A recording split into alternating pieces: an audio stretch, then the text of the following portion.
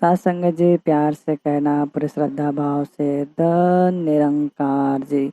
साथ संगत जी, मैं आशा करता हूँ आप लोग बहुत ही अच्छे होंगे। माता जी की कृपा हमारे ऊपर ऐसी बरसती रही, दास की ही कामना है। आइए जानते हैं कैसे एक चोर तब्दील हुआ भक्त के रूप में। साथ संगत जी, एक गांव था।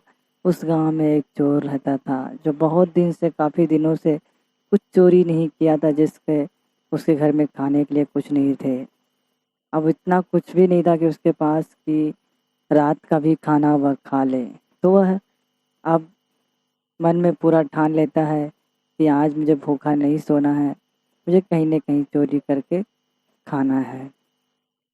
तो अब ये चोर जैसे घर से बाहर निकलता है, कुछ दूर पहुँचता है, तो उसे एक घर दिखता है, लेकिन वह घर में अभी भी लोग जग रहे थे, तो वहाँ चोरी नहीं करता है।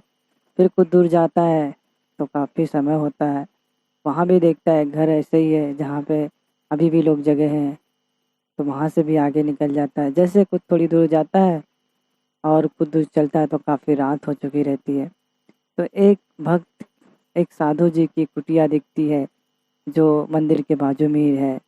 तब वहाँ पे साधु जी अभी भी पूजा करके, ध्यान करके अपनी कुटिया की तरफ जा रहे थे। जैसे चोर आगे बढ़ता है, साधु जी देख लेते हैं, कहते, अरे बालक, इतनी रात में कहाँ जा रहे हो। अब ये चोर असमंजस में पड़ जाता है कि क्या आंसर दूं, क्योंकि ये चोर जब भी उधर आते जाते रहता है तो साधु इसे देखा रहते हैं। तब साधु कहते हैं कि इतनी रात में कहाँ जा रहे हो। तो बोला, कहीं नहीं, बस ऐसे ही मन कर रहा था तो इधर ही चला आया। तो बोले, साधु बोले, कुछ खाना पीना खाए। तो बोलता है कि नहीं, अभी मैं कुछ खाना नहीं खाया हूँ। साधु बोले, आओ ठीक है, मैं कुछ आलू भूनने के लिए आग में डाल दिया हूँ। जब मैं पूजा करने गया था तो अभी वह पक चुके होंगे, चलो आओ मेरे साथ में खा लेना, उसके बाद फिर जहाँ जाना रहेगा तुम चले जाना, क्योंकि इतनी रात हो गई अभी तक तुम कुछ खाना नहीं खाए। तो यह चोर था, इसे खाना की इतना व्याकुलता थी कि इससे कुछ भी मिल जाए, यह खाने के लिए तैयार था। तो बोलता, चलो, वह साधु के साथ में हो लेता है। फिर जैसे लोग जाते हैं कुटिया में, वहाँ साधु केले का पत्ता देता है, उसमें आलू देता है और पानी दे के बोलता, आप खाना स्टार्ट कर लीजिए। तो खाना खाते ही जब आधा खाना खा लेता है तो यह चोर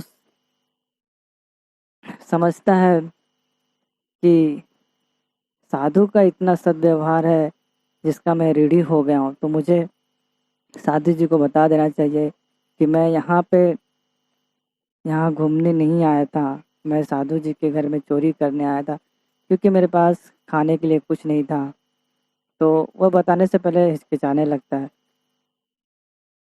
अगर मैं ऐसा बताऊंगा साधु जी को तो साधु जी कहेंगे कि जिसे मैं खाने के लिए दिया वही मेरे घर में चोरी करने आया है। तो बताता नहीं है। फिर थोड़ी दूर में सोचता कि अब बताऊं। तब तक साधु जी कहते हैं कि अरे बेटा, इतनी रात हो चुकी है, अब कहाँ जाओगे, चलो मेरे साथ यहीं सो लो, उसके बाद सुबह होएगा तो चले जाना, क्योंकि रात में आपको बहुत से जहरीले जानवर घूमते हैं और यहाँ पे जानवर है जो आपको काट सकते हैं। तो साधु की यह बात सुन के, जो उसकी सद्भावना थी, सद्व्यवहार था, यह सुन के अब यह चोर और रीढ़ी हो गया। अब इसके ऊपर 2 रीढ़ चढ़ा गया, तो अब इसे रहा नहीं गया। अब जो चोर था यह बोला कि साधु जी, मैं आपके इधर टहलने नहीं आया था, मैं आपके कुटिया में चोरी करने आया था, क्योंकि मुझे खाने के लिए कुछ नहीं था, काफ़ी दिनों से मैं कुछ चोरी नहीं किया था। तो साधु जी मुझे माफ़ कर दीजिए। साधु जी कहते हैं कि माफ़ करने वाला मैं कौन होता हूँ, माफ़ी मांगना है तो भगवान से माफ़ी मांग लो, जो अनन्य हैं, जो आपको माफ़ कर देंगे। भगवान कहते हैं, अनन्य भाव श्रद्धा से जो उनकी सेवा सुमरन करेगा, चाहे वह चोर रहे, चाहे बहुत ही बड़ा साधु रहे, उनके लिए सब एक समान है। तो साधु की यह बात, जो ये चोर है उनके साधु जी के चरणों में गिर जाता है, कहता है, हे ऋषि जी, हे साधु जी, मुझे अपना शिष्य बना लीजिए, मुझे अपने साथ भगवान की भक्ति में ले लीजिए। तो साधु जी बड़े दयालु थे, उन्होंने उस चोर को माफ़ी कर दिया और अपने साथ उन्होंने उस चोर को रख लिया। बाद में यह साधु और ये चोर बहुत ही लोगों की सेवा की। जो साधु संत आते थे मंदिर में, सबकी सेवा करते थे।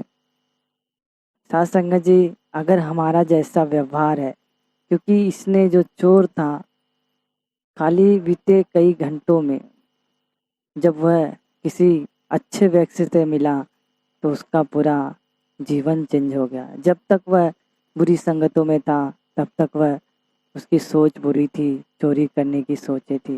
लेकिन जैसे वह संगत मिली उसको एक महापुरुष की, साधु के रूप में, उसका पूरा जीवन चेंज हो गया। साथ संगत जी, मैं आशा करता हूँ कि आप लोग को यह कहानी बहुत ही अच्छी लगी होगी।